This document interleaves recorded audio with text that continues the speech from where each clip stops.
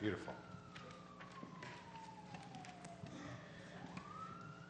A number of years ago, I got invited to go to Israel with Princeton, the seminary that I went to, and the president, Tom Gillespie, brought us and 28 of my classmates over there. And as I was packing and trying to figure out what it was going to be like, I didn't know quite what to expect. We had some people who were saying, oh, you are going to be overwhelmed, amused, if not horrified, by how touristy it is and how kitsch and gaudy everything is. Others said, you can't even go, you can't step into the Holy Land without being overcome by the power of it. It will affect the way that you read Scripture for the rest of your life, the way that you understand your ministry. I had other people say there's no way you can go there without having a profound, existential, spiritual moment in your life.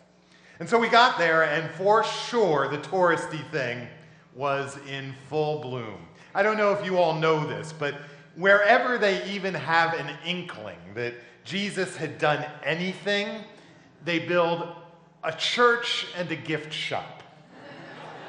And it was certainly true. There was the Church of the Holy Milk, which is where they believe that Mary first breastfed Jesus, and they build a church over that, and they say that even to this day, if a lactating woman goes there, she will flow forth like the land of milk and honey.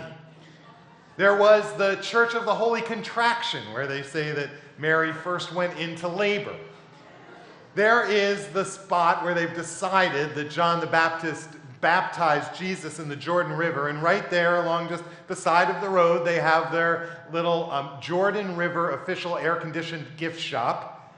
People line up, just like in biblical times, to be baptized there in that same spot. The only difference is now they have those gates like they have at Space Mountain, so people can wind through and orderly make their way, and they wait there to be baptized or re-baptized. I'm sure John Calvin is rolling over in his grave. And then you go up into the gift shop, which is right next to, and I'm telling you, you can't make this stuff up, right next to the Jordan River hot dog and falafel stand. And there you can get a little plastic bottle shaped like Jesus so that you can bring home your own little bit of the Jordan River, another thing that would make John Calvin roll over in his grave. It was pretty amazing. And yet I also was in awe, standing on top of the Golan Heights, looking out over the Sea of Galilee and this land where Jesus would have traveled and preached and taught, being in the Church of the Holy Sepulchre, being on the Temple Mount, and when you were in there's 4 Golgothas that people think they are. There's 4 different garden tombs. The only thing that is more authentic is about one versus the other is which one has the bigger tourist shop and all of these places. But it was when you were there in Jerusalem, walking those streets, on the Temple Mount, out on the Mount of Olives, you knew that this is where Jesus walked. And this is where all of these thousands upon thousands of years of history took place. But everywhere I went, I saw people having these profound spiritual experiences. We'd be in the garden tomb, and there'd be people on their knees weeping and praying. And we'd go to the temple, and you would see people lying prostrate on the ground. And I felt kind of guilty that I hadn't yet had a real experience, a spiritual experience. I felt like maybe I needed to engineer one just so it looked good. And until finally, one day, we ended up going to a small little town, and it was just an afterthought. It wasn't really part of the itinerary for the day. It certainly wasn't one of the big sites or the big places that people were going to, but it was a little town named Abu Ghosh that was just 7 miles west of Jerusalem. And what's significant about it is that it was determined that there's a good chance that that was the town of Emmaus. From Luke chapter 24, after the resurrection, when the disciples are going back to the town of Emmaus, and they encounter the risen Christ walking along the street. And when we arrived there, we were only going to stop there quickly for devotionals, and so we went, and there's a little Benedictine monastery. It had been taken over that town in 1047 during the Crusades, and they built a church there. It's now a small Arab town, but they had built a church there on top of the spring that fed this little town, which is why it's been inhabited for a couple thousands of years. and it's changed hands many times, but in 1873 it became a Benedictine monastery and is still that today for the monks and the nuns of the Order of Mount Olivet. And so we went to have devotions with them, and we took a little tour of the monastery, and then we ended up in their small stone chapel. And it was there, as the candles were flickering on the moist, wet, cold stone walls, as I felt the warmth of my classmates who were huddled around me in these stark pews, and as these nuns and monks were chanting and praying and leading times of silence, that I had one of the most significant spiritual moments of my life. It was like one of those times when my prayer became real prayer, and I felt like I was opening myself up in ways that I hadn't in a very long time, that I was feeling God's presence in ways that I hadn't in a very long time, that I was hearing God speaking God's small whispers to the inner recesses of my heart. And the thing is, it was the most unexpected time in the most unexpected place. We were finished our touring for the day. We were on our way back to the hotel buffet because we were all starving, and we just stopped in this insignificant little place and had this amazing encounter. Well, it's kind of coincidental that about 2,000 years earlier, two of Jesus' disciples had a very similar encounter in the exact same spot, the most unlikely time and the most unlikely place. Listen now as we read from Luke chapter 24.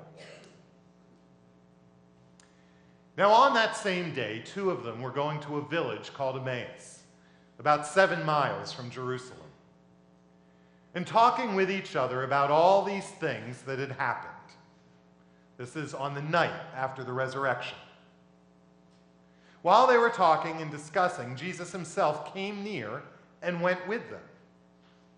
But their eyes were kept from recognizing him. And he said to them, "What are you discussing with each other while you walk along?" They stood still, looking sad.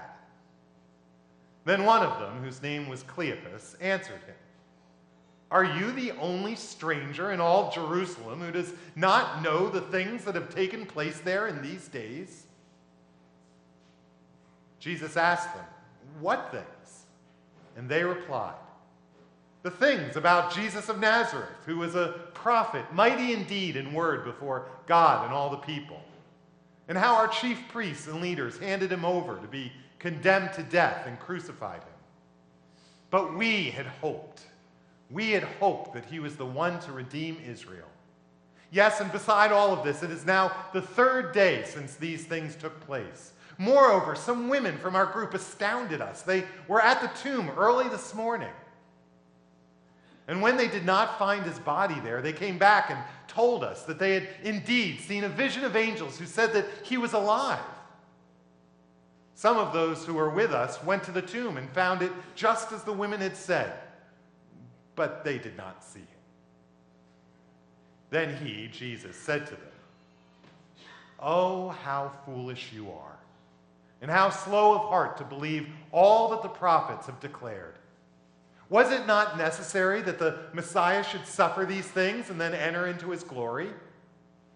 And then, beginning with Moses and all the prophets, Jesus interpreted to them the things about himself in all the scriptures.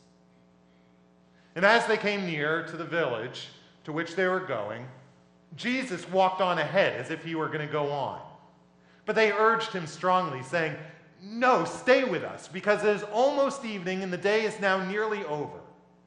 And so Jesus went in to stay with them.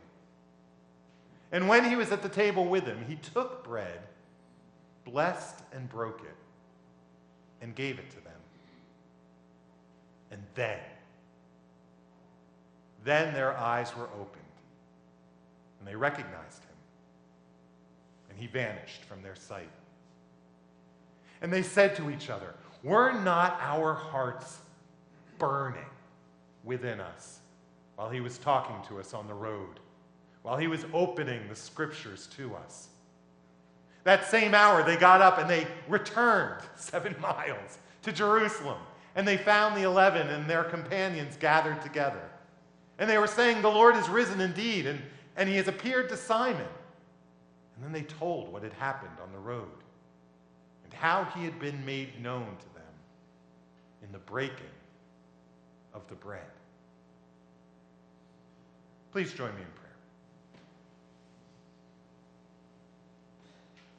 God, we ask that you would come and by your Spirit make these moments holy. Make them sacred. Help us to open up a part of ourselves, speak to a part of ourselves, speak to the deepest place within us this morning. You've brought each of us here for a purpose. Help to reveal to us what that purpose is today. Be with the words of my mouth and the meditations of all of our hearts, that they might be found acceptable in thy sight. Through Jesus, who is our rock and our Redeemer. Amen. Have any of you gotten caught up in this whole foodie culture? It's quite the phenomenon, isn't it? I was going to ask how many of you are foodies, but then I just found out that Webster's dictionary this last week came out with the 10 most detestable English words of 2014, and foodie was right up on top of the list. So nobody really wants to be a foodie, but come on. Anyone like to flirt around the edges of foodie culture? Anyone willing to admit that? It really is. If you do, there's probably no other place to do it than the city that we're living in. Am I right? Probably nowhere where there's such a conglomeration and fusion of culinary tastes and styles. LAcity.com says that if you're interested in a restaurant, we have 26,600 restaurants and eateries. And that's just on San Vicente Boulevard by itself. It's amazing. We have everything you could ever want, from Tito's Tacos, everyone love Tito's Tacos, in Culver City, to Spago's in Beverly Hills. We've got probably the very best farmers markets in all of the land, and of course all of the gourmet food trucks as well. We also have all of the top celebrity chefs, including the king of all celebrity chefs, Wolfgang Puck. We have who? We have Scott Conant, Jose Andre, and if you care to have your pâté foie gras with a side of attitude, we have got Gordon Ramsay. Which, of course, brings up this other phenomenon that's going on, that you can't turn on your television and change a channel anytime, night or day, without landing on one of these food competitions. Am I right? You got Top Chef, Master Chef, Iron Chef, Cutthroat Kitchen, Kitchen Nightmares, Man vs. Food. You've got The Chew, you've got Chopped, and then, of course, Gordon Ramsay has his own Hell's Kitchen.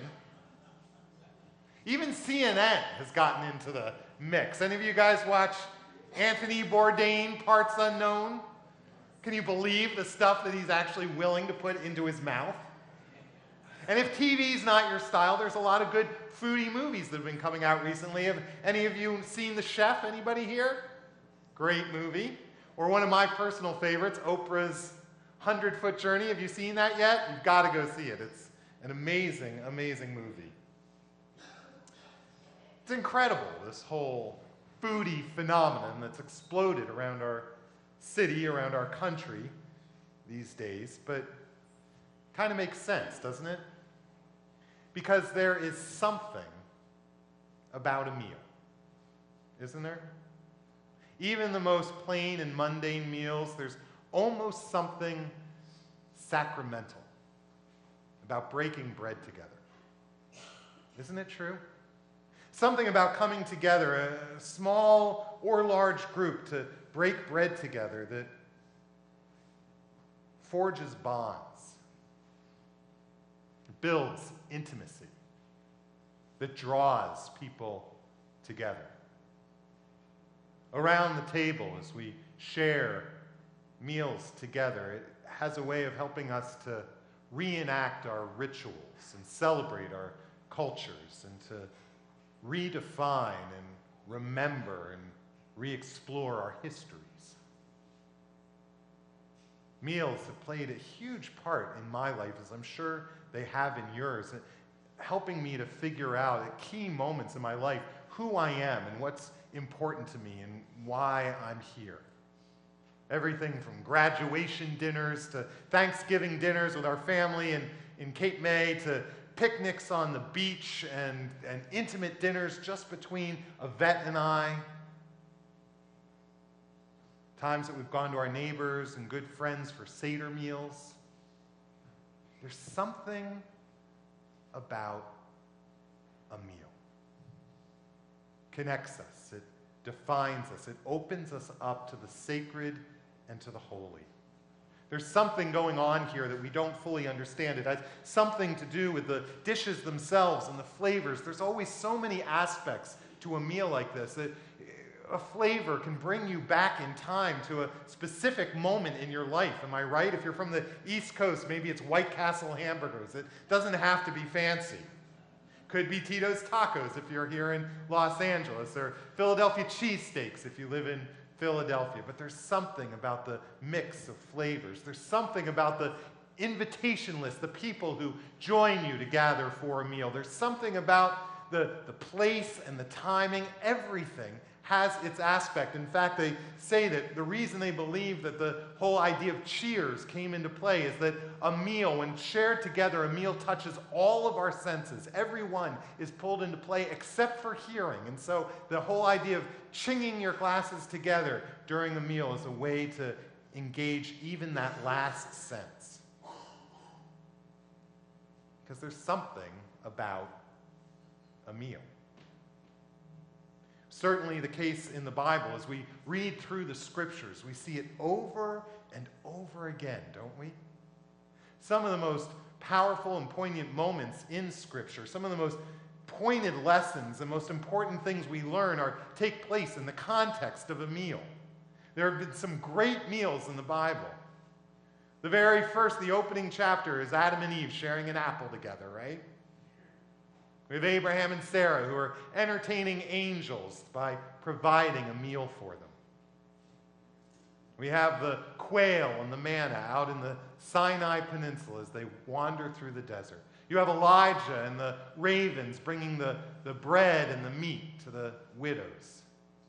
And then in the New Testament, it's filled from one end to the other with meals. Jesus starts his ministry in the book of John by turning water into wine at the wedding at Cana. All through, he's engaged in meals with Mary and Martha, telling Levi, the tax collector, they needed to come to his house, calling Zacchaeus down from the tree and saying, I need to come and have a meal at your house today. He tells stories about meals, about great wedding banquets, about prodigal sons who come home and they kill the fatted calf and have a giant banquet for him. Some of the most spectacular miracles revolve around meals, with the feeding of the 4,000 and the feeding of the 5,000. Some of the most touching stories revolve around meals, like when Jesus has this little intimate fish fry with Peter to forgive him after he's denied Jesus. And then we have, of course, this meal. It's really, if you think about it, one of the most simple meals in the Bible. It's no big miracle. It's not feeding 5,000 with 7 loaves of bread. Nobody gets healed. No demons are exorcised. It's really just a small, little, intimate dinner that takes place in the upper room of an unnamed person with just Jesus and 12 of his dearest friends. And yet, for some reason, this is the meal that has become the iconic meal for our entire faith. This simple, unobtrusive meal with just a small clusters of friends is the meal that churches all over the world celebrate over and over again as we renew our faith. Here at our church, every single week at the 8 o'clock service, once a month on the first Sunday like today, here at the 10:30. What is it?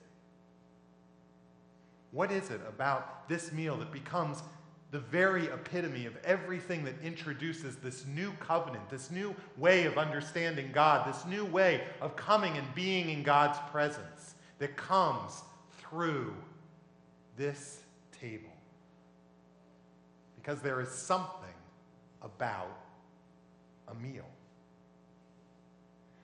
When the disciples were on the road to Emmaus, and it says that Jesus walks up to them and they don't recognize him, that's always been a little perplexing for all of us, certainly for the scholars as well, right? I mean, if you love this man, you've just spent the last 3 years with him every single day, and he walks up beside you and you don't even recognize him. They're not sure, is this just some sort of proof that Jesus was more a sort of phantom or apparition or ghost? Is it that something miraculous was going on that was keeping them from being able to recognize him? What exactly was going on here?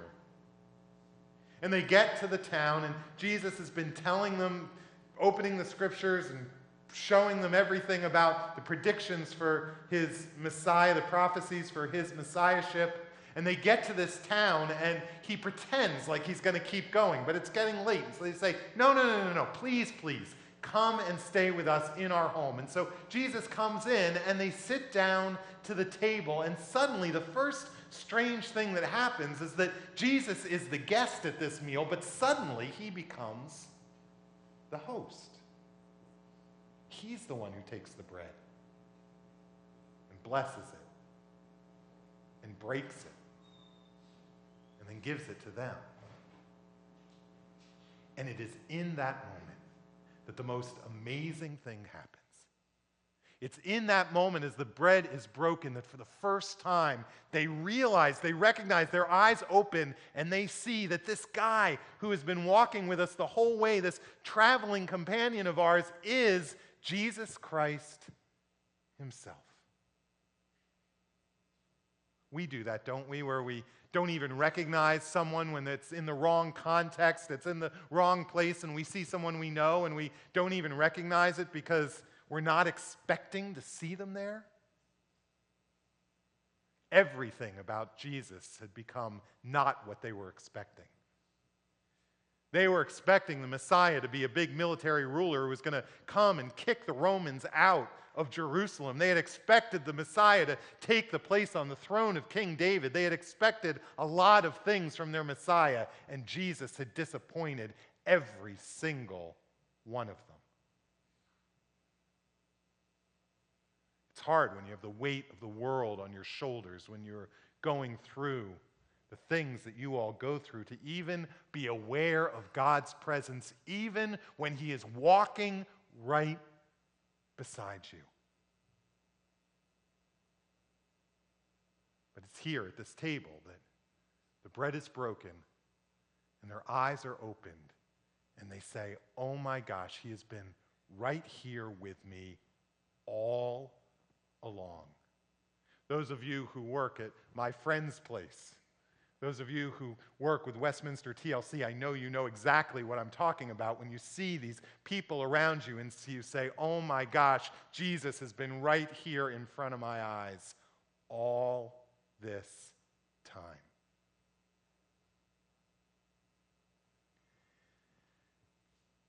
Happy New Year.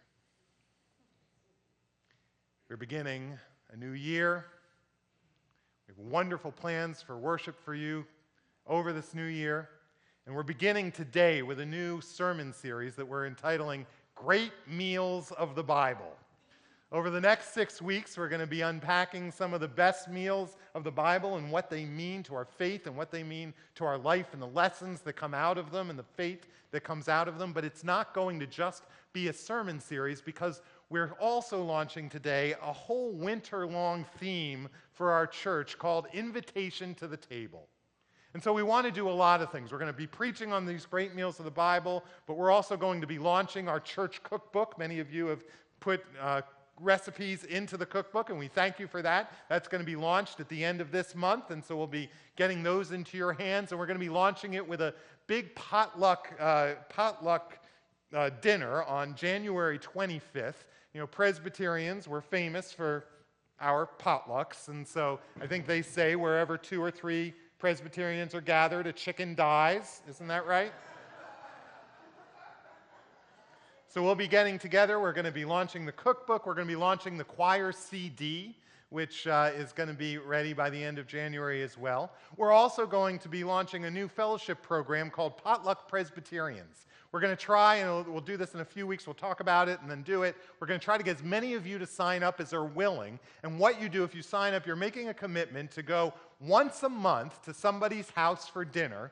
And it's a rotating kind of thing. Some of you will host and some of you don't need to host, but one person, the host, provides the main dish and everyone brings a side. And over the course of 5 months, you'll go to 5 different homes and have 5 different meals with a different group of 8 people. And we hope that you will take advantage of that and become part of that. It should be a lot of fun. But we also want to encourage you to just reach out to each other and invite people over for meals, invite people into your homes, because there is something that happens when we break bread together that is holy and it's sacred. And God's Spirit comes in and reveals things to us when we sit around a table and break bread together that comes no other way, because there is something. There is something about a meal. And so we invite you to this table that Jesus said every time you sit around a table, may it be to you this night at Emmaus. It's interesting, it was Thursday night that the Lord's Supper was instituted, right? That this new covenant was given to us. But it was Sunday night when the Lord's Supper became a real sacrament. When Christ's risen presence was made known for the first time in the breaking of the bread. This morning we get to do this ancient ritual where we come up and we too have our eyes open to Christ's living presence as we break the bread together. Amen.